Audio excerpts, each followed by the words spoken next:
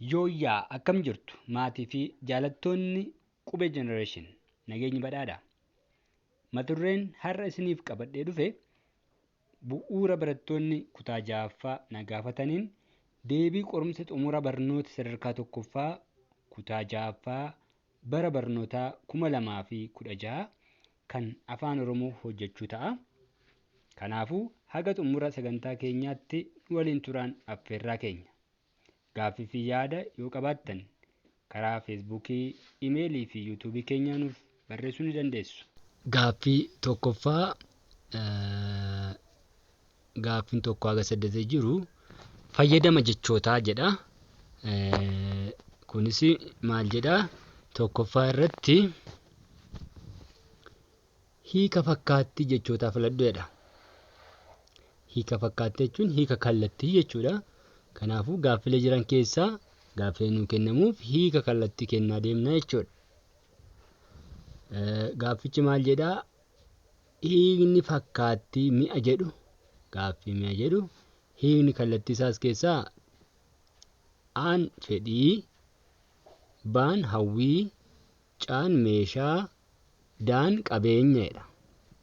Kana keessaa deebii kan ta'uu danda'u hiikni mi'a meeshaa jechuudha. Kanaafuu caa ta'a jechuudha. Deebiinsaa caa ta'a.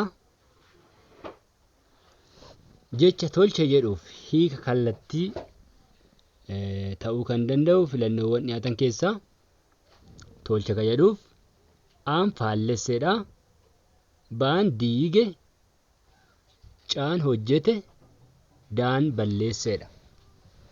As keessaa tolche jechuun hojjete jechuudha. Kanaafuu deebiinsaa caa ta'a jechuudha. Gaaffii sadaffaa hiika faallaadha. Kun immoo hiika faallaa jecha gowwaa jedhu kam ta'a jedha. Filannoo dhiyaate keessaa hiikni faallaa jecha gowwaa jedhu maal ta'uu danda'a? Aan garaa jedha, baan gamna jedha, caan doofaa jedha, daan moofaa. Faallaan jecha gowwaa jedhu gamna jechuudha. Deebiinsaa baadha. Arfaffaa qotiyyoof qotisa yoo jenne harreedhaaf bakka duwwaa jenna jedha. Hima asii olii guutuu kan taasisu filannoowwan dhiyaatan keessaa aan qalma, baan hormaata, caan garmaamsa, daan fe'isa. Qotiyyoof qotisa yoo jenne harreedhaaf fe'isa jenna. Harreen fe'isa feetu waan ta'eef fe'isaa jechuudha. Gaaffii 5 haga 8 inni immoo ajajni isaa maal jedha? Jalqaba ajaja isaa sirriitti dubbisuun barbaachisaadha. Gaaffilee tokko isaanii ajaja isaanii ilaaluun gaariidha jechuudha. Mata duree isaa yoo hin dubbisne yoo seeraan nu hubanne deebii gaaffii sanaa hojjechuudhaaf ni rakkanna. Kanaaf jalqaba irratti xiyyeeffannoon ajaja isaa sirriitti ilaaluu qabna. 1 haga 5 kun maal jedhaa? Jechoota himoota asii gadii keessatti jala sararamaniif hiika galumsaa filadhu jedha. Amma hiika galumsaa barbaanna jechuudha. As keessaa 5ffaa paarkiiwwan keessatti biqiloonni adda addaa hedduutu argamu jedha. Jecha hedduutu jedhu kanaaf hiika galumsaa isaa barbaanna jechuudha. As keessaa aan muraasatu, baan baay'eetu, caa xiqqootu, daan gabaabaatu jedha. Kanaafuu hedduu jechuun baay'ee jechuudha. Hedduu jechuun baay'ee jechuudha. 6ffaa sooromeen loon tiksuu jaalatti. Tiksuu jechuun jecha tiksuu jedhuutiif hiikni galumsaa isaa a eeguu, baa jibbuu, caa jaalachuu, daa barbaaduu. Tiksuu jechuun eeguu jechuudha. Hiikni galumsaa isaa eeguu jechuudha. Tiksuu yookiin loon tiksuu, loon eeguu hin jedhama jechuudha. 7ffaa sorsaan uffata aadaatiin faayamee mana cidhaa dhaqe. Faayamee jechuun laalamee aan laalamee, baan miidhagee, caan sodaachisee, daa haguugamee. As keessaa faayamee jechuun miidhagee jechuudha. Inni galumsaa isaa miidhagee ta'a. Gaaffii 8ffaa. Gatiin meeshaalee ibidda ta'e. Ibidda ta'e jechuun mi'aaye, baa gubate, caa boba'e, daa aare. Inni galumsa ibidda ta'e jechuun maal jechuudha? Gatiinsaa dabale jechuudha. Mi'aaye jechuu ta'a jechuudha inni galumsaa isaa. Tole gaaffii 9-12 ammoo maal jedhaa? Sirna barreessuu jedha kuni. Sirna barreessuu irratti hundoofneetu jechuudha kan hojjennu. Bakka duwwaa himoota 9-12 jiran guutuuf jechoota qubee sirriin barreeffaman filadhu jedha. Qubee sirrii kan ta'an filadhuu jechuusaati. 9ffaa. Fardi sun miila irraa bakka duwwaa waan qabuuf hokkola. Miila irraa bakka duwwaa waan qabuuf hokkola jedha. Aan mada, baan madaa, caa madda, daa maddaa. Fardi sun miila irraa madaa ka jedhu sirriitti qubeeffame. Inni kun madaadha. Mada jechuun hiikan qabu. Kun hiikan qabu. Kun immoo madda jechuun madaa jechuu bakka hin bu'u. Maddaa jechuunis hiikan qabu. Kanaafuu deebiinsa baata'aa jechuudha. Tole. Mucaan waan dheeboteef bishaan bakka duwwaa dhuge. Bishaan bakka duwwaa dhuge. Bishaan aan qora, baa qoraa, caa qorraa, daa qorraa jedha. Kanaafuu mucaan waan dheeboteef bishaan qorraa dhuge. Bishaan qorraa dhuge. Bishaan qorraa dhuge. Deebiinsaa caa ta'a. Tolashiin looniif bakka duwwaa haamtee kennite. Looniif bakka duwwaa haamtee kennite. A marga, baa maarga, caa mariga, daa maariga. Maal kenniteefi? Marga kenniteef. Kanaaf sirriitti kan qubeeffame isa kana. Aan deebiidha. Marga kennitee jechuudha. Tole 12ffaa. Namni guddina hawwu bakka duwwaa gaarii qabaachuu qaba. A mul'ata, baa mul'ata. Kun seera barreeffamaa kan cabsudha. Caan mul'ata, daa mul'ataa jedha. Kanaafuu mul'ata. Aatu deebii ta'a jechuudha. Mul'ata. Namni guddina hawwu mul'ata gaarii qabaachuu qaba akka jedhutu deebii ta'a. Gaaffii 13-22 ka jiran ammoo akkaataa gaafatamteen deebisi jedha. Kanaaf akkaataa gaafatamneen deebii kenninaaf jechuudha gaaffii kanaatiif. Qajeelfama isaa sirriitti dubbisuun barbaachisaadha.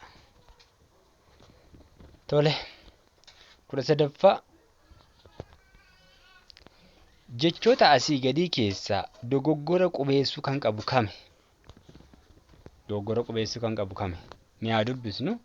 A guddinadha. Kun hin qabu. Kun sirriidha. Baan gamadan jedha. Gamadaniin kun sirrii miti. Caan galmadha. Sirriidha. Ga'an jedha kuni. Kanaafuu baan dogoggora qubee qabaa jechuudha. Deebiinsa baa ta'a. 14ffaa. Kanneen asii gadii keessaa yommuu barreeffamu qubee guddaadhaan jalqabuun dirqama kan hin taane kami? Qubee diqqaadhaan jalqabuun dirqama kan hin taane yogguu barreessinu kami? Saree ka jedhu kana. Saree ka jedhu hin ta'a. Qubee guddaadhaan barreessuun dirqama miti. Maqaa walii galaati yookiin saree hundumaaf saree waan jennuuf maqaa dhuunfaa miti. Kanaafuu kun deebii ta'uu danda'a. Kibxata ka jedhu Kibxata kan jedhu maqaa guyyoota torbanii keessaa waan ta'eef qubee guddaan barreeffamuu qaba. Amajjiin maqaa ji'aatiin illee qubee guddaadhaan barreeffamuu qaba. Kuulaniin maqaa namaati kunis qubee guddaan barreeffama. Daan lamarraa kan ta'uu qabaadha. Mi'a tartiibessinee ilaallu mee sadarraa kaanu. Sadaffaarra guddataan hojii adda addaa raawwatee mana barumsaa deema. Tole mee itti aansinee tokkoffaa lammaffaarraa goonu. Guddataan hojii adda addaa raawwatee mana barumsaa deema. Itti aansee kun tokkoffaa yoo ta'e lammaffaan immoo kan jalqaba hojjetu siree irra bule hafuudha. Siree irra bule hafuudha. Itti aansinee arfaffaa goonu. Arfaffaan sadaffaa yoo ta'e siree hafee akkuma raawwateen harkaa fi fuula dhiqata. Tole. Itti aansee shanaffaa arfaffaa itti aansee ciree isaa nyaata. Dhumarratti akkuma ciree nyaatee xumureen gara barumsaa deema. Fayyadu shanaffaan yoo ta'e akkasitti nu tartiibessine himni kun hima sirrii ta'uu danda'a jechuudha. Kanaafuu aarraa ka'uu qabaa jechuudha. Tokkoffaan aarraa ta'uu qaba.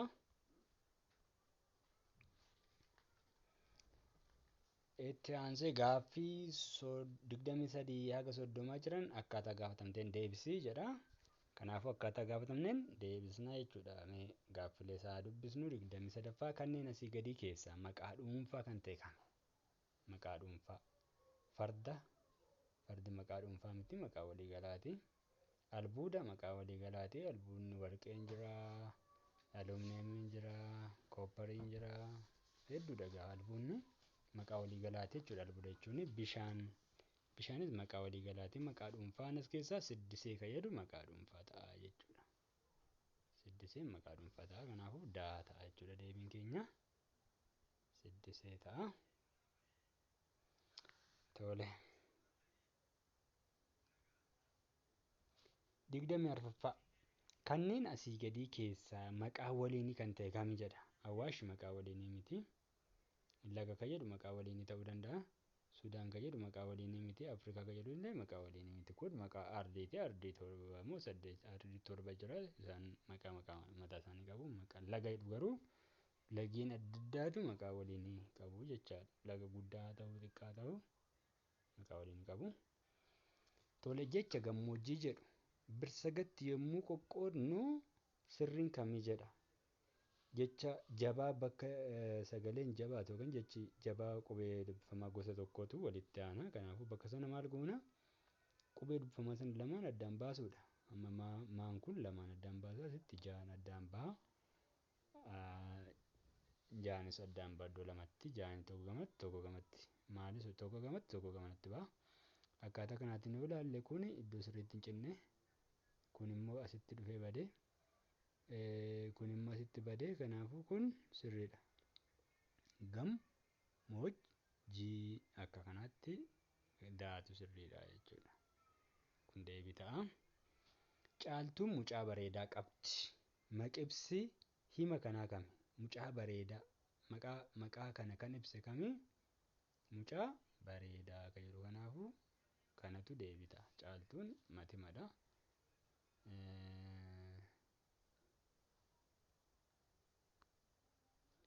Mucaan qal'aan sun suuta deema. Gochibsi hima kana keessaa jiru isa kamii jedha. Gochibsas keessaa suuta kan jedhudha. Kanaafuu jechi suuta jedhu isa kanaa jechuudha. Deema kan jedhu xumurtuudha.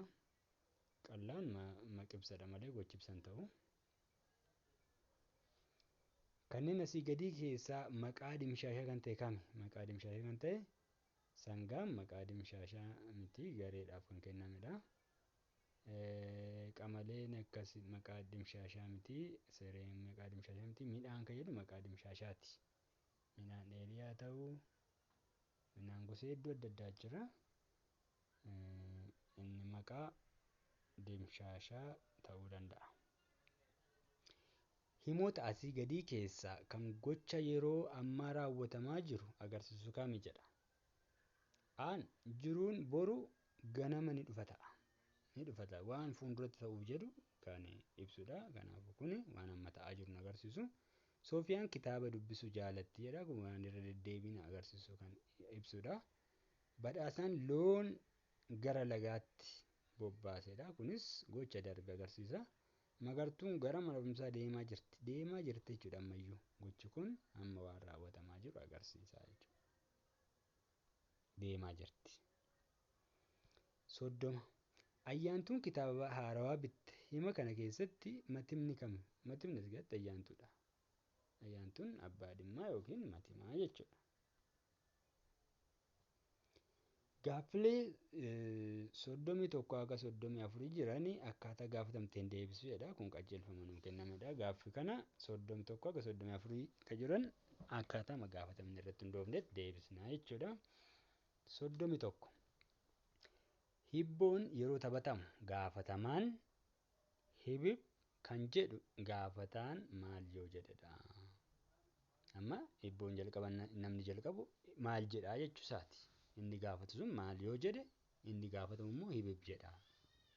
A hibboo yoo jedhe baa hibbakka yoo jedhe caan hibib yoo jedhe daa hin beekudha. Kanaafuu hibboo jedha namni jalqaba gaafatu. Hibboo na jedhe inni gaafatamu immoo hibib jedha jechuudha. Kanaafuu aatu deebita.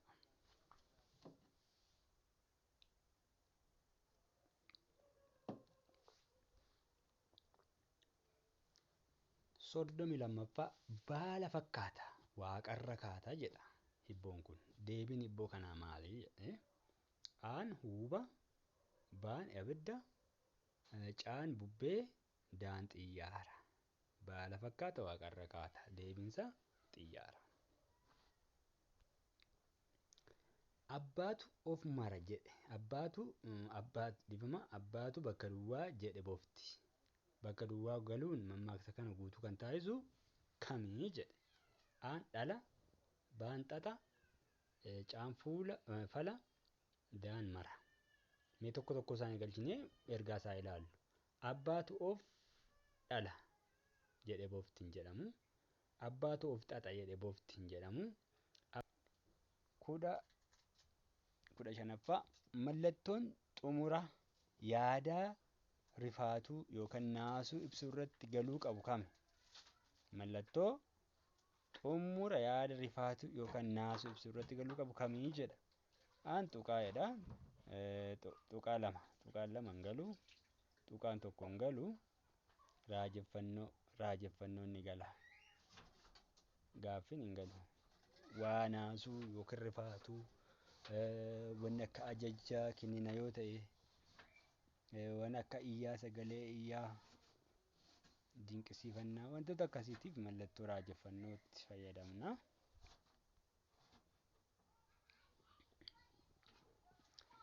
Kudha jaaffaa himni qoodduu bakka sirriitti fayyadame kami? Himoota jiran kana keessaa qoodduu bakka sirriitti kan fayyadame kami? A. Sulxaan dabtara qalamaa fi qubeessaa bitate. Qoodduuyyuu hin fayyadamne kuni. Baan sulxaan dabtara qalamaa fi qubeessaa bitate. Sulxaan iddoo kanatti galuu hin qabu qoodduuni. Sirrii miti. Sulxaan dabtara qalamaa fi qubeessaa bitate. Kunis iddoo fi fuulduratti galuun barbaachisaa miti. Qoodduun asitti galuun barbaachisaa miti. Kunis sirrii miti. Daan sulxaan dabtara qalamaa fi qubeessaa bitate kan jedhu kun sirriidha jechuudha. Deebiinsa daa ta'a. Daa ta'a.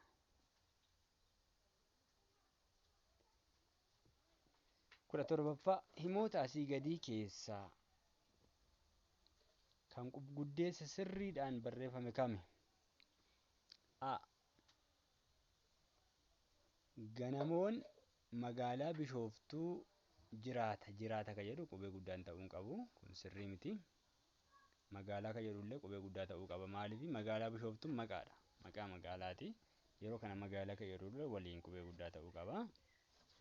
Jiraata kan jedhu kun qubee guddaa ta'uun isaa sirrii miti jechuudha. Baan ganamoon magaalaa Bishooftuu kan jedhu asitti immoo Bishooftuu qubee xiqqaa godhe. Kanaafuu kunis sirrii miti. Caan ganamoon magaalaa Bishooftuu jiraata kan jedhu kun ganamoon magaalaa kun sirriidha. Bishooftuu jiraata kun sirriidha. Ganamoon magaalaa kan jedhu iddoo kanatti bishooftuu kan jedhullee xiqqaa godhe. Kanaaf kun sirrii miti. Kanaaf deebiin keenya caa ta'a jechuudha. Ganamoon magaalaa bishooftuu jiraata. Kun maqaa magaalaati. Maqaa magaalaa naa ta'u qubee guddaadhaan barreeffama jechuudha. Maqaaleen qubee guddaadhaan barreeffamuu qabu. Maqaan magaalaa, maqaa gandootaa ta'u, maqaa waajjiroolee adda addaa, maqaan namaa, maqaa gaarreenii, maqaan biyyaa, ardii isaan akkas akkasii kun maqaa qubee guddaadhaan barreeffamuu qabu. 18ffaa jechoonni asii gaditti wal makanii jiran yoo sirreeffamanii barreeffaman kam ta'a jedha. Barnoota cimeetu baay'isaan hordofa isaa. Jechoota kana wal makanii barreeffamaniiru. Haala kamiin tartiiba yoo galchine barreeffamni kun ergaa guutuu dabarsuu danda'a akka jedhudha. Tokkoffaan baay'isaan hordofa barnoota isaa cimeetu hin ta'u kuni. Baay'isaan cimeetu hordofa barnoota isaa kunis hin ta'u. Tartiiba sirriiti. Baay'isaan hordofa cimeetu barnoota isaa kunis hin ta'u. Baay'isaan barnoota isaa cimeetu hordofa. Baay'isaan barnoota isaa cimeetu hordofa. Hin ta'a kun. Daan deebiidha. Gaaffii 19ffaa. Mana gamaa sana bunni bakka duwwaa shaayiin ni jira jedha. Walqabsiistuun bakka duwwaa galuu qabu kami? Walqabsiistuudha kuni kan barbaachisu walqabsiistuu kamtu galu yoo gale dhimma kana seeraan guutuu taasisa akka jedhudha. Mana gamaa sana bunnii fi shaayiin ni jira ni ta'a kuni. Mana gamaa sana bunni osoo shaayiin hin jedhamu akkasii hin ta'u. Bunni ta'us hin ta'u garuu hin ta'u. Kanaafuu fi ta'a jechuudha. Fiin deebiidha. Fiin deebii ta'a jechuudha sitti.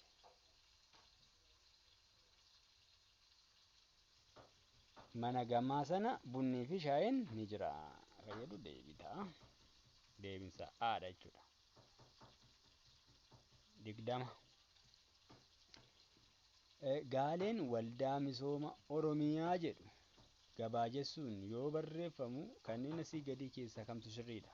Yoo gabaajee taasisnu kamtu sirriidha? Maqaa waldaa misooma Oromiyaa jedhu kana. Waa'oo maa ta'u waamaa'oo wal jala darbee maa'oo waarra jalqabuu qaba. Gabaajeessuu jechuun maal jechuudha? Qubee jalqabaa jechoota maqaa uuman sanaa qofa funaananii barreessuudha. Qubee jalqaba jechoota gabaajeen yaadattu jecha lamaa fi lamaa ol ka ta'an yoo ta'edha jechi suni kan gabaajee geessinu yookiin gabaajee taasisnu jechoota sana keessaa immoo qubee jalqabaa funaanuudhaan barreessuudha. Kanaafuu waa fudhanna asii maa fudhanna asii immoo oo fudhanna. Kanaaf maal ta'a jechuudha? Waa ittaanee maa ittaanee oo ta'uu qaba. Deebiinsee kana ta'uu qaba jechuudha. Filannoo kana qabate. Kun immoo waa maa oo daatu qabatee jira. Daa deebii ta'a jechuudha. Waa maa oo.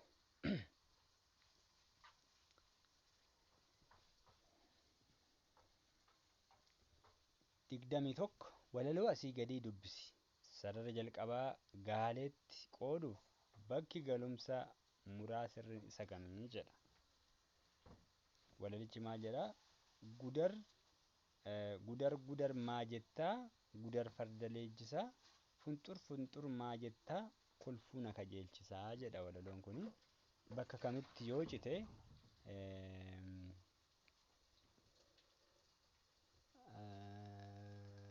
sirrii ta'uu danda'a jedha. Bakka kamirratti yoo cite maal jedhee gudar iddoo kana gudar iddoo kanatti cituu hin qabu. Gudar maa iddoo kanatti hin citu. Gudar maa jettaa hin ta'a kuni. Gudar farda leenjisaa ni ta'a. Gudar maa jettaa gudar kunis hin ta'u. Kanaafuu deebiin keenya caa ta'a jechuudha. Amma walaloon kun maal ta'uu qaba? gudar gudar maa jettaa jedhee bo'oon tokkoffaa gudar gudar maa jettaa jedha. Bo'oon lammaffaa gudar farda leenjisaa jedhe jalatti dhufuu qabaa ture jechuudha. Gudar gudar maa jettaa gudar farda leenjisaa. Iddoo funxur maa jettaa kunis asitti citaa jechuudha. Funxur maa jettaa kolfuu na kajeelchisaa. Iddoo kanatti gudar gudar maa jettaa gudar farda leenjisaa. Funxur maa jettaa kolfuu na kajeelchisaa. Kanaafuu caataa jechuudha deebiin keenya. 22ffaa ajajni isaa maal jedha? Himoonni asii gadii tokko haga 5 jiran tartiiba yaada sirriidhaan hin teenye.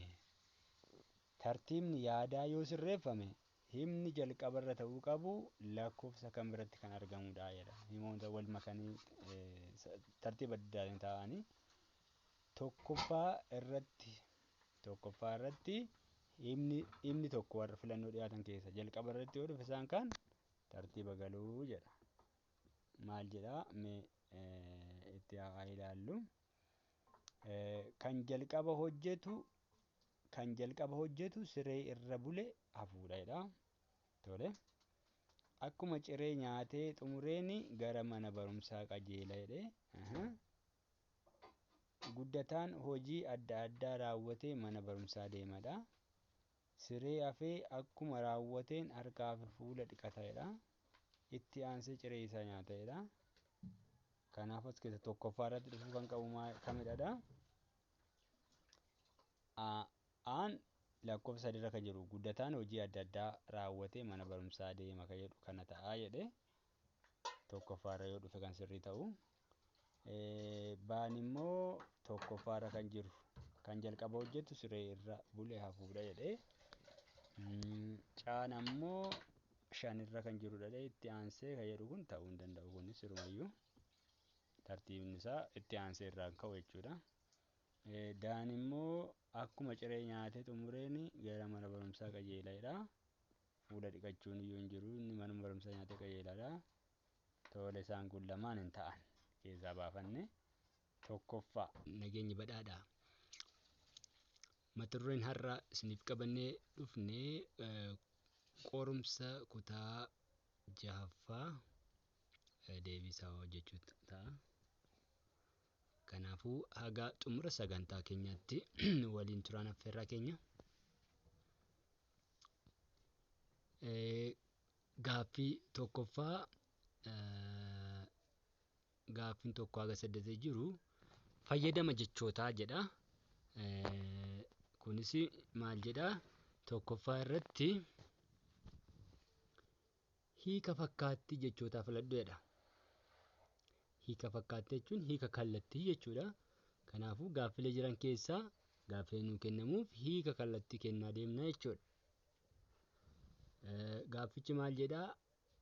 Hiikni fakkaattii mi'a jedhu gaaffii mi'a jedhu hiikni kallattii isaas keessaa aan fedhii, baan hawwii, caan meeshaa, daan qabeenya jedha. Kana keessaa deebii kan ta'uu danda'u hiikni mi'aa meeshaa jechuudha. Kanaafuu caataa jechuudha deebiinsaa caataa. Jecha tolche jedhuuf hiika kallattii ta'uu kan danda'u filannoowwan dhiyaatan keessaa tolche kan jedhuuf aan faallesseedha. Baan diige, caan hojjete, daan balleesseedha. As keessaa tolche jechuun hojjete jechuudha. Kanaafuu deebiinsaa caataa jechuudha. Gaaffii sadaffaa hiika faallaa jedha. Kun immoo hiika faallaa jecha gowwaa jedhu kam ta'a jedha. Filannoo dhiyaate keessaa hiikni faallaa jecha gowwaa jedhu maal ta'uu danda'a? Aan garaa jedha, baan gamna jedha, caan doofaa jedha, daan moofaa. Faallaan jecha gowwaa jedhu gamna jechuudha. Deebiinsaa baadha. Arfaffaa qotiyyoof qotisa yoo jenne harreedhaaf bakka duwwaa jenna jedha. hima asii olii guutuu kan taasisu filannoowwan dhiyaatan keessaa aan qalma, baan hormaata, caan garmaamsa, daan fe'isa. Qotiyyoof qotisa yoo jenne harreedhaaf fe'isa jenna. Harreen fe'isa feetu waan ta'eef fe'isaa jechuudha. Gaaffii 5-8 inni immoo ajajni isaa maal jedha? Jalqaba ajaja isaa sirriitti dubbisuun barbaachisaadha. Gaaffilee tokko isaanii ajaja isaanii ilaaluun gaariidha jechuudha. Mata duree isaa yoo hin dubbisne yoo seeraan nu hubanne deebii gaaffii sanaa hojjechuudhaaf ni rakkanna. Kanaaf jalqaba irratti xiyyeeffannoon ajaja isaa sirriitti ilaaluu qabna. 1-5 kun maal jedha? Jechoota himoota asii gadii keessatti jala sararamaniif hiika galumsaa filadhu jedha. Amma hiika galumsaa barbaanna jechuudha. As keessaa 5ffaa paarkiiwwan keessatti biqiloonni adda addaa hedduutu argamu jedha. Jecha hedduutu jedhu kanaaf hiika galumsaa isaa barbaanna jechuudha. As keessaa aan muraasatu, baan baay'eetu, caa xiqqootu, daan gabaabaatu jedha. Kanaafuu hedduu jechuun baay'ee jechuudha. Hedduu jechuun baay'ee jechuudha. 6ffaa sooromeen loon tiksuu jaalatti.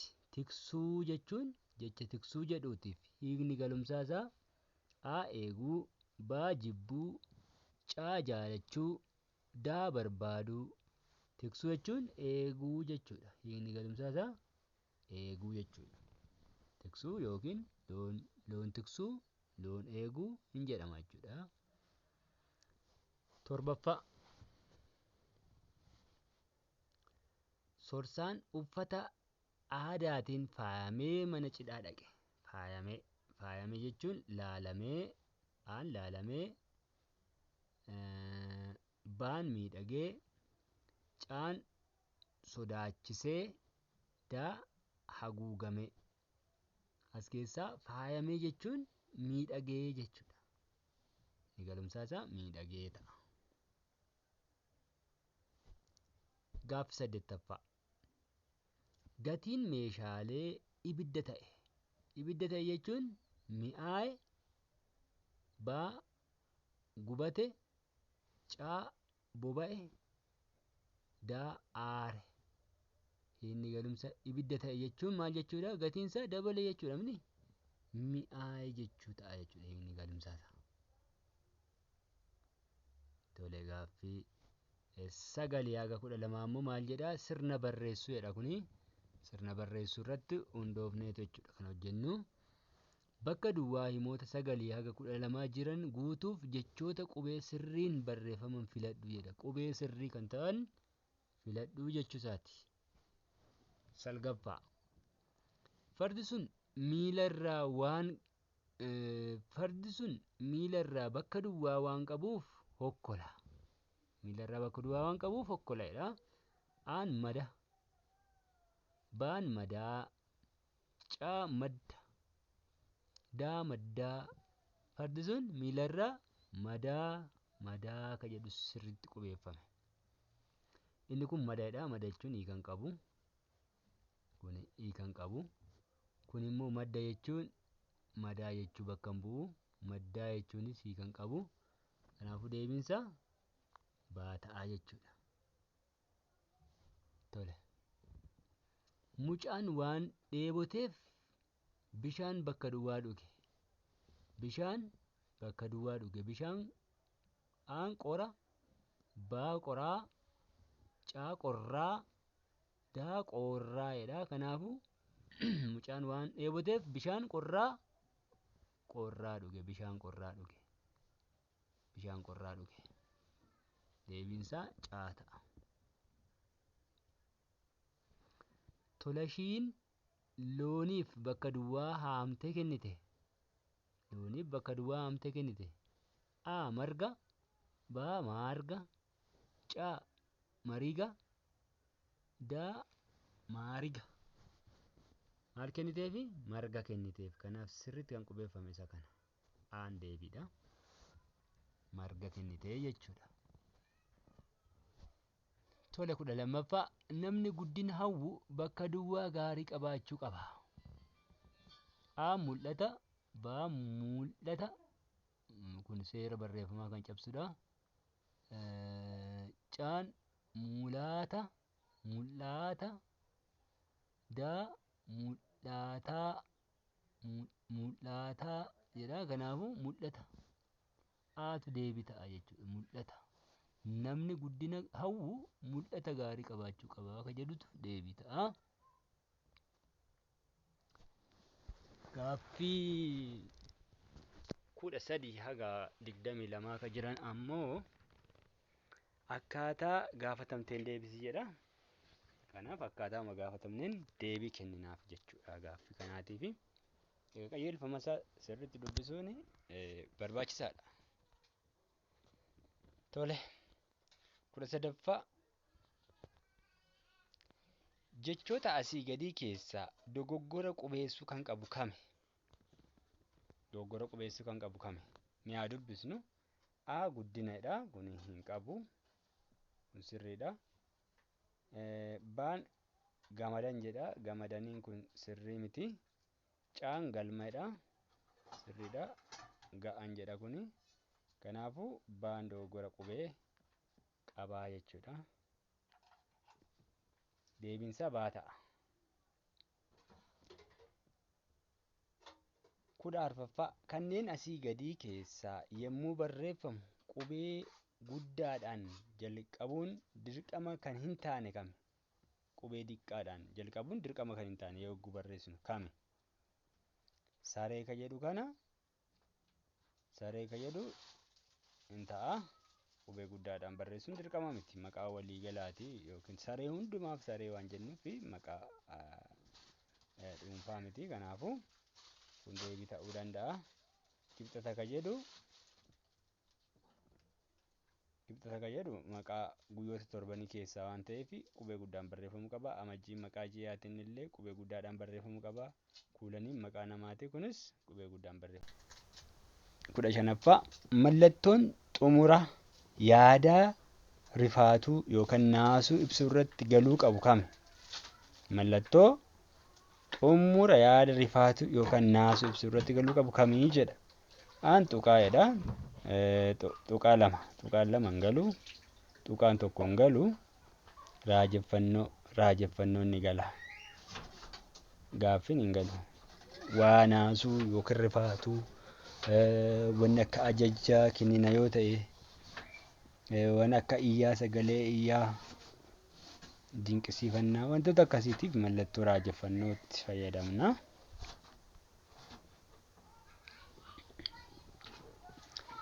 16ffaa himni qoodduu bakka sirriitti fayyadame kami? Himoota jiran kana keessaa qoodduu bakka sirriitti kan fayyadame kami? A sulxaan dabtara qalamaa fi qubeessaa bitate. Qoodduuyyuun fayyadamne kuni. Baan sulxaan dabtara qalamaa fi qubeessaa bitate. Sulxaan iddoo kanatti galuu hin qabu qoodduuni. Sirrii miti. Sulxaan dabtara qalamaa fi qubeessaa bitate. Kunis iddoo fi fuulduratti galuun barbaachisaa miti. Qoodduun asitti galuun barbaachisaa miti. Kunis sirrii miti. Daan sulxaan dabtara qalamaa fi qubeessaa bitate kan jedhu kun sirriidha jechuudha. Deebiinsa daa ta'a.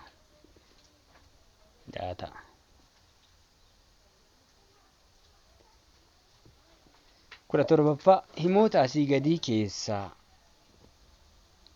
kan guddeessa sirriidhaan barreeffame kami? A ganamoon magaalaa Bishooftuu jiraata kan jedhu qubee guddaan ta'uu hin qabu. Kun sirrii miti. Magaalaa kan jedhullee qubee guddaa ta'uu qaba. Maaliif magaalaa Bishooftuun maqaadha. Maqaa magaalaati. Yeroo kana magaalaa kan jedhullee waliin qubee guddaa ta'uu qaba. Jiraata kan jedhu kun qubee guddaa ta'uunsaa sirrii miti jechuudha. Baan ganamoon magaalaa Bishooftuu kan jedhu asitti immoo Bishooftuu qubee xiqqaa godhe. Kanaafuu kunis sirrii miti. Caan Ganamoon magaalaa Bishooftuu jiraata kan jedhu kun ganamoon magaalaa kun sirriidha. Bishooftuu jiraata kun sirriidha. Ganamoon magaalaa kan jedhu iddoo kanatti Bishooftuu kan jedhullee xiqqaa godhe. Kanaaf kun sirrii miti. Kanaaf deebiin keenya caa ta'a jechuudha. Ganamoon magaalaa Bishooftuu jiraata. Kun maqaa magaalaati. Maqaa magaalaan haa ta'u qubee guddaadhaan barreeffama jechuudha. Maqaaleen qubee guddaadhaan barreeffamuu qabu.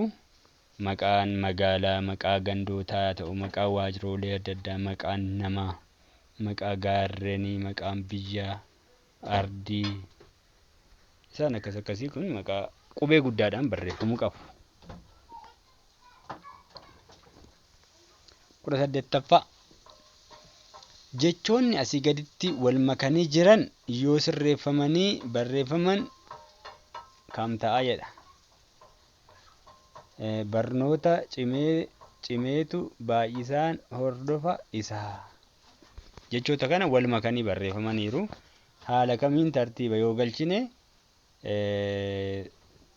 barreeffamni kun ergaa guutuu dabarsuu danda'a kan jedhudha. Tokkoffaan baay'isaan hordofa barnoota isaa cimeetu hin ta'u kuni. Baay'isaan cimeetu hordofa barnoota isaa kunis hin ta'u. Tartiiba sirriiti. Baay'isaan hordofa cimeetu barnoota isaa kunis hin ta'u. Baay'isaan barnoota isaa cimeetu hordofa.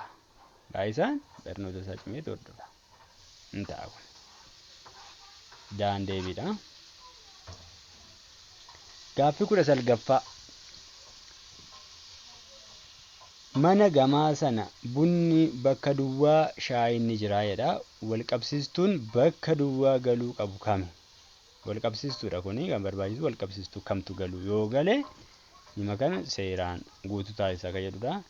Mana gamaa sana bunnii fi shaayiin ni jira ni ta'a kuni. Mana gamaa sana bunni osoo shaayiin hin jedhamu akkasii hin ta'u. Bunni ta'us hin ta'u garuu hin ta'u kanaafuu fi ta'a jechuudha. Fiin deebiidha. Fiin deebii ta'a jechuudha.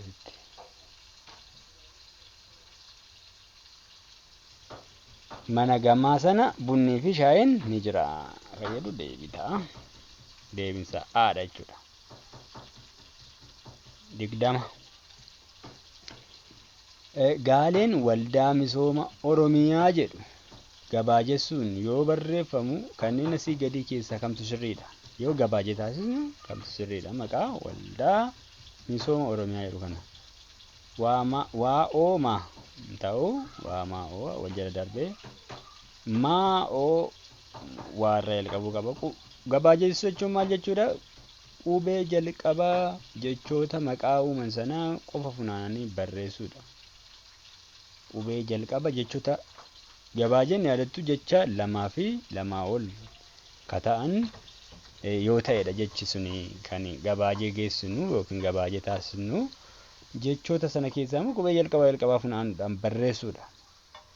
Kanaafuu waa fudhanna, asii maa fudhanna, asii immoo oo fudhanna. Kanaaf maal ta'a jechuudha? Waa ittaanee maa ittaanee oo ta'uu qaba. Deebiinsee kana ta'uu qaba jechuudha.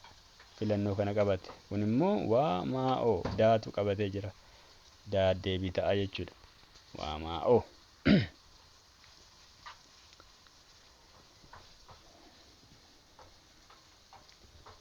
21 walaloo asii gadii dubbisi. Sarara jalqabaa gaaleetti qooduuf bakki galumsaa muraa sirrii isa kamii jedha. Walalichi maal jedhaa? Gudar maa jettaa? Gudar farda leenjisaa.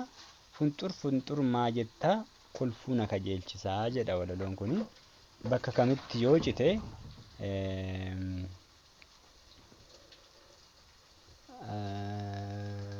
sirrii ta'uu danda'a jedha. Bakka kamirratti yoo cite. Maal jedhee gudar iddoo kana gudar iddoo kanatti cituu hin qabu. Gudar maa iddoo kanatti hin citu. Gudar maa jettaa hin ta'a kuni. Gudar farda leenjisaa ni ta'a. gudar maa jettaa gudar kunis hin ta'u. Kanaafuu deebiin keenya caa ta'a jechuudha. Amma walaloon kun maal ta'uu qaba? Gudar maa jettaa jedhee bo'oon tokkoffaa gudar maa jettaa jedha. Bo'oon lammaffaa gudar farda leenjisaa jedhe jalatti dhufuu qabaa ture jechuudha. Gudar maa jettaa gudar farda leenjisaa. Iddoo funxur maa jettaa kunis asitti citaa jechuudha.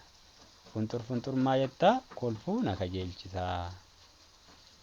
Iddoo kanatti gudar maa jettaa gudar farda leenjisaa. Funxur maa jettaa kolfuu na kajeelchisaa.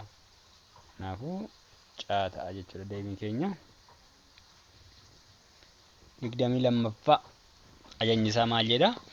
Himoonni asii gadii tokko haga 3 jiran tartiiba yaada sirriidhaan hin teenye.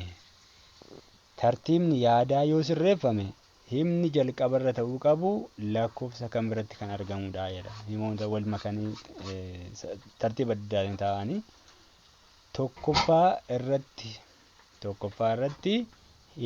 himni tokko warra filannoo dhiyaatan keessa jalqaba irratti yoo dhufe isaan kan tartiiba galuu jedha. Maal jedhaa mee itti haa ilaallu. Kan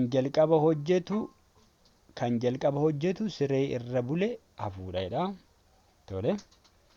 Akkuma ciree nyaatee xumureeni gara mana barumsaa qajeela jedhe. Guddataan hojii adda addaa raawwatee mana barumsaa deemadha.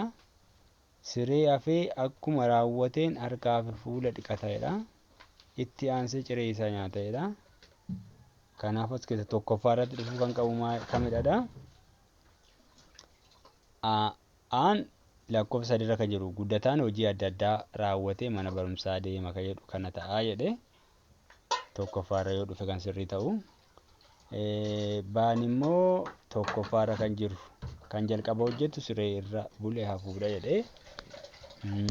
Caan ammoo 5 irra kan jirudha itti aansee kan jedhu kun ta'uu hin danda'u kunis sirumayyuu tartiibni isaa itti aansee irraa ka'u jechuudha. Daan immoo akkuma ciree nyaatee xumureeni gara mana barumsaa qajeeladha. Fuula dhiqachuun iyyuu hin jiru inni mana barumsaa nyaatee qajeeladha.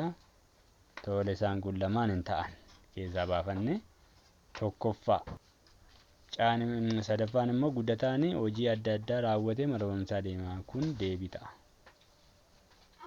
Kanaafuu A ta'a jechuudha deebiin keenya. Maaliif amma yoo tokkoffaa guddataan hojii adda addaa hojjetee mana barumsaa deema. Achi maal godha? Tokkoffaa itti aansee kan jalqaba hojjetu siree irra bule hafuudha. Saditti aanee tokkotti aanee siree isaa erga hafee booda maal godha? Siree hafee erga raawwatee booda afur. Siree hafee akkuma raawwateen harkaa fi fuula dhiqata. Erga fuula dhiqatee itti hafuudha. Itti aansinee arfaffaa goonu arfaffaan sadaffaa yoo ta'e siree hafee akkuma raawwateen harkaa fi fuula dhiqata. Tole. Itti aansee shanaffaa arfaffaa itti aansee ciree isaa nyaata. Dhumarratti akkuma ciree nyaatee xumureen gara barumsaa deema. Fayyadu shanaffaan yoo ta'e akkasitti nu tartiibessine himni kun hima sirrii ta'uu danda'a jechuudha. Kanaafuu A irraa ka'uu qaba jechuudha. Tokkoffaan A irraa ta'uu qaba.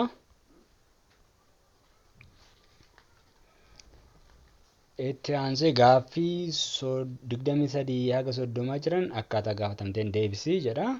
Kanaafuu akkaataa gaafatamneen deebisnaa jechuudha. Mee gaaffilee isaa dubbisnu 23ffaa kanneen asii gadii keessa maqaa dhuunfaa kan ta'e kan maqaa dhuunfaa fardi maqaa dhuunfaa miti maqaa waliigalaati.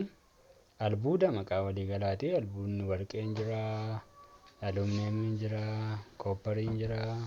Hedduudha egaa albuudni maqaa waliigalaati jechuudha. Albuuda jechuun bishaanis maqaa waliigalaati. Maqaa dhuunfaan as keessaa siddisee kan jedhu maqaa dhuunfaa ta'a jechuudha. Siddiseen maqaa dhuunfaa ta'a. Kanaafuu daa ta'a jechuudha deebiin keenya. Siddisee ta'a. Tole. 24ffaa Kanneen asii gadii keessaa maqaa waliinii kan ta'e kami jedha. Awwaash maqaa waliinii miti. Laga kan jedhu maqaa waliinii ta'uu danda'a. Sudaan kan jedhu maqaa waliinii miti. Afrikaa kan jedhu illee maqaa waliinii miti. Kun maqaa ardiiti. Ardii torba moo saddeet ardii torba jira. Isaan maqaa mataa isaanii qabu. Maqaan laga jedhu garuu lageen adda addaatu maqaa waliinii qabu jechaadha. Laga guddaa ta'uu xiqqaa ta'uu maqaa waliinii qabu. Tole jecha gammoojjii jedhu birsagatti yommuu qoqqoodnu sirriin kamii jedha. Jecha jabaa bakka sagaleen jabaatu yookaan jechi jabaa qubee dubbifamaa gosa tokkootu walitti aana. Kanaafuu bakka sana maal goona? Qubee dubbifamaa sana lamaan addaan baasuudha. Amma maan kun lamaan addaan baasaa asitti jaan addaan baha. Jaanis addaan baha iddoo lamatti. Jaani tokko gamatti tokko gamatti. Maalis tokko gamatti tokko gamatti baha. Akkaataa kanaatiin yoo ilaalle kun iddoo sirriitti hin cinne. Kun immoo asitti dhufee badee. Kun immoo asitti badee. Kanaafuu kun sirriidha. Gammoojjii akka kanaatti daatu sirriidha jechuudha. Kun deebii ta'a.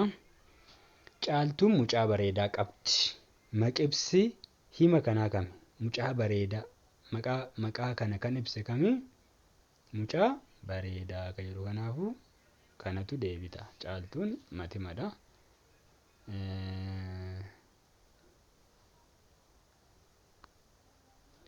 Mucaan qallaan sun suuta deema. Gochibsi hima kana keessaa jiru isa kamii jedha. Gochibsas keessaa suuta kan jedhudha. Kanaafuu jechi suuta jedhu isa kanaa jechuudha. Deema kan kun xumurtuudha. Qallaan maqibsadha malee gochibsan ta'u. Kanneen asii gadii keessaa maqaa dimshaashaa kan ta'e kami? Maqaa dimshaashaa kan ta'e sangaan maqaa dimshaashaa miti gareedhaaf kan kennamedha. Qamaleen akkas maqaa dimshaashaa miti. Sireen maqaa dimshaashaa miti. Midhaan kan jedhu maqaa dimshaashaati. Midhaan dheedhiyaa ta'uu midhaan gosa hedduu adda addaa jira. Inni maqaa dimshaashaa ta'uu danda'a. Himoota asii gadii keessaa kan gocha yeroo ammaa raawwatamaa jiru agarsiisu kami jedha. Aan jiruun boru ganama ni dhufa ta'a. Ni dhufa ta'a. Waan fuulduratti ta'uuf jedhu kan ibsudha. Kanaafuu kun waan amma ta'aa jiru agarsiisu. Soofiyaan kitaaba dubbisuu jaalatti jedha. Kun waan irra deddeebiin agarsiisu kan ibsudha. Badhaasaan loon gara lagaatti bobbaasedha. Kunis gocha darbe agarsiisa. Magartuun gara mana barumsaa deemaa jirti. Deemaa jirti jechuudha ammayyuu. Gochi kun amma waan raawwatamaa jiru agarsiisa jechuudha.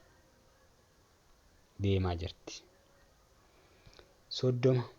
Ayyaantuun kitaaba haarawaa bitte. Hima kana keessatti matimni kami? Matimni as gatti ayyaantuudha. Ayyaantuun abbaa dhimmaa yookiin matimaa jechuudha. Gaaffilee 31 akka 34 jiranii akkaataa gaafatamteen deebisuu jedha. Kun qajeelfama nuu kennamedha. Gaaffii kana 31 akka 34 kan jiran akkaataa gaafatamne irratti hundoofnetti deebisnaa jechuudha. 31. Hibboon yeroo taphatamu gaafatamaan hibib kan jedhu gaafataan maal yoo jedhedha. Amma hibboon jalqaban namni jalqabu maal jedhaa jechuusaati. Inni gaafatu sun maal yoo jedhe inni gaafatamu immoo hibib jedha. A hibboo yoo jedhe baa hibbakka yoo jedhe caan hibib yoo jedhe daa hin beekudha. Kanaafuu hibboo jedha namni jalqaba gaafatu. Hibboo na jedhe inni gaafatamu immoo hibib jedha jechuudha. Kanaafuu aatu deebii ta'a.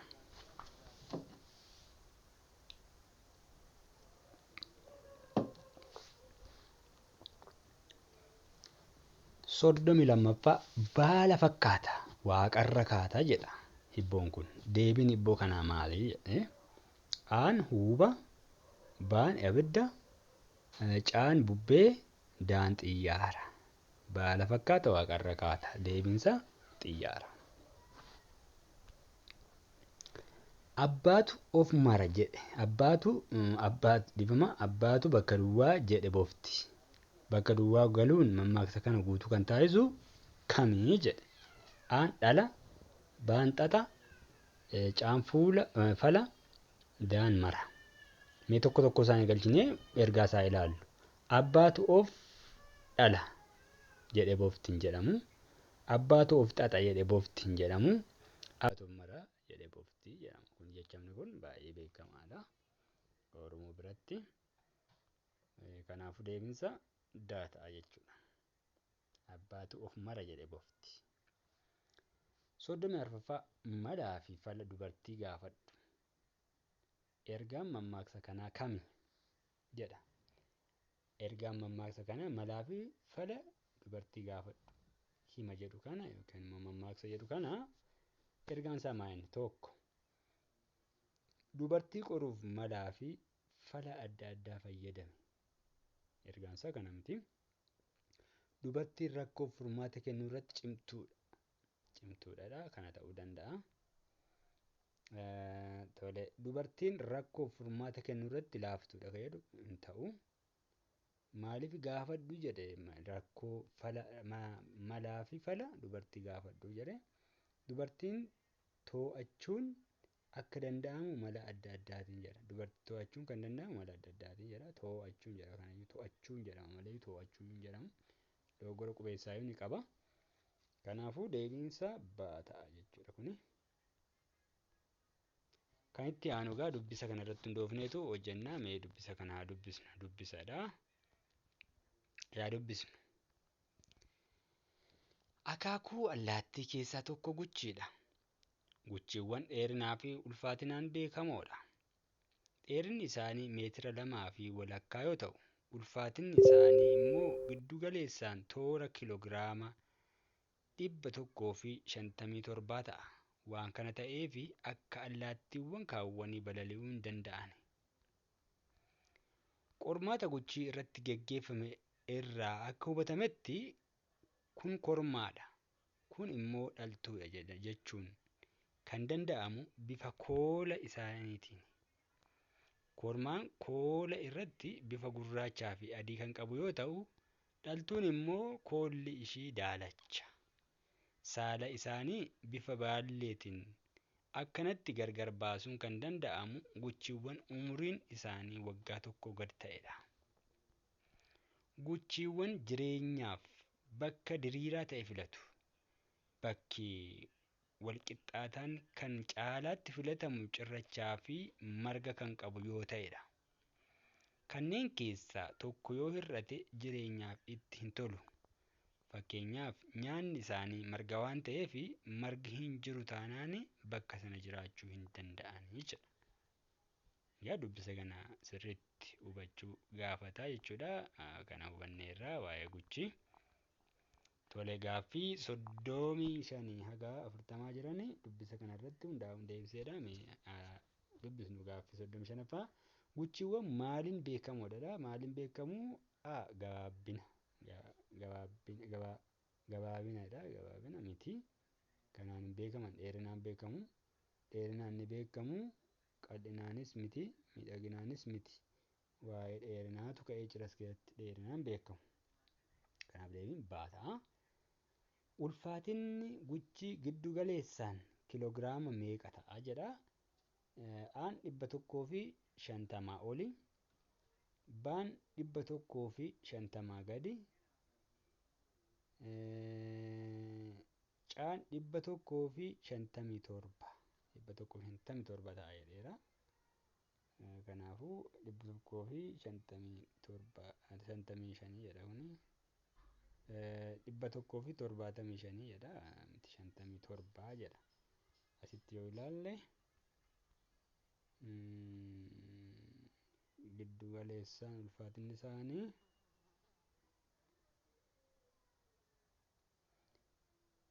dhibba tokkoo fi 57 jedha. Kanaafuu deebiin keenya 157 jedhu kana ta'a jechuudha. Kana caata'a. Mee gara 37ffaa deemnu. Gaaffii 37ffaa kormaa fi dhaltuu guchii adda baasuun kan danda'amu maalidhaan? Koola isaaniitiin jedha. Bifa koola isaaniitiin adda baasneera. Furdinaatiin miti. Caan dheerina mormaatiin miti. Daanii guddina ijaatiin miti. Kanaafuu deebiinsa haa ta'a. Jireenya guchiitiif bakki caalaatti filatamaa ta'e kan cirrachaa fi bakka duwwaa qabudha jedha. Kan cirrachaa fi muka qabu, kan cirrachaa fi holqa qabu, kan cirrachaa fi da'oo qabu, kan cirrachaa fi marga qabu. cirrachaa fi marga qabaachuu qabaa jedheera. Kanaaf daa ta'a jechuudha. Deebiin kun garuu akkaataa dubbisa sana keessatti kaa'ame irratti hundoofne deebisna malee beekumsa iddoo biraa beeknu irratti hundoofne waan dubbisni sun irraa hubanneetti hundoofneetu ta'uu qabu. Saniifuu dubbisa sana sirriitti hubachuu barbaachisa jechuudha dura. 39 sababni guchiin balali'uu hin dandeenyeef maali? A. Koola waan qabduufi miti. Koola qabaachuun immoo allaattiin biroollee akka balali'an kan godhu koola qabaachuu isaaniitiini. Baan furdina waan qabduufi waa'ee furdina guchii hin kaasne as keessatti. Caan ulfaatina waan qabduufi waa'ee ulfaatina kaaseera. Ulfaatina waan qabduufi dheerina waan qabduufi dheerinni balali'uu hin dhorkine ulfaatina waan qabduufi jechaadha. Caa ta'a deebiin. 40ffaaf inni dhumaa mata duree dubbisa kanaa ta'uu kan danda'u kamii jedha. Aan koola, baan guchii, caa allaattii, daan qormaata. Guchii kan jedhu deebii hima kanaa ta'uu danda'a. Deemii dubbisa kanaa ta'uu danda'a dhiifama. Kanaafuu mata dureen isaa guchii yoo ta'e sirriitti ibsuu danda'a. Egaa gaaffii qormaataa kutaa 6ffaa kan bara 2016 asirratti xumurreetti jirra. Kan baroota itti aananillee akkasuma wantoota qormaataa kutaa 6ffaadhaaf isin qopheessuu danda'an jennu kan isinii dhiyeessinu ta'a. Barumsa keenya irratti illee kan YouTube irra kaa'amee jiru isaan yoo dubbistan hedduu isaan kana gaaffilee asirratti dhiyaatan kana haala gaariitiin deebisuun ni dandeessu jedhee yaada. Qormaata kutaa 8 immoo akkasuma itti fufnee kan sagantaa keenya har'aa asumarra goolabna. Hagaa sagantaa birootiin wal arginutti nagaatti.